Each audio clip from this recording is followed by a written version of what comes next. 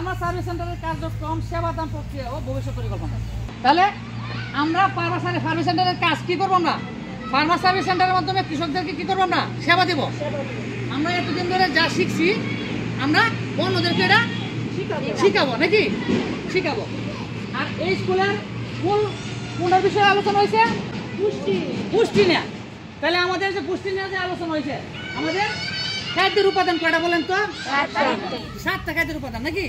তাহলে আমাদের এখান থেকে কিন্তু আমরা আগে যদি জেনে থেকে কিন্তু আমরা জানতাম কয়টা? 6টা উপাদান জানতাম, নাকি? এখন কিন্তু একটা উপাদান যোগ হয়েছে, এটা হলো আঁশ যোগ হয়েছে, আর বাকিগুলো আমরা জানি। তাহলে আমাদের এই উপাদানের যোগ হয়েছে, এই উপাদানটা কিন্তু আমাদের পুষ্টিকাঠিন্য যারা আবশ্যক করে আঁশ জাতীয় সবজি, যেটা কিন্তু সজনা খাই আমরা, তাই না? ডাটা খাই, ডাটা কিন্তু আঁশ জাতীয়, ঠিক আছে? আমাদের যখন আঁশ জাতীয় সবজি খাবো, আমাদের যারা পুষ্টিকারী এরা কিন্তু অনেকে কিন্তু অশ্বরূপ কিন্তু এখানে কিন্তু বেড়ে গেছে। পুষ্টিকাঠিন্য রোগ যারা আছে অনেকে আছে, মহিলা পুরুষ অনেকেরই আছে। এবং এটা বেশিরভাগই হয় ধরেন যে আমরা নিয়মিত না খাবার খেতে পারলে এবং আমাদের শরীর যদি সকল তাপমাত্রা বেশি থাকে, পানি কম খাই আমরা, সেক্ষেত্রে কিন্তু পুষ্টিকাঠিন্য রোগটা বেশি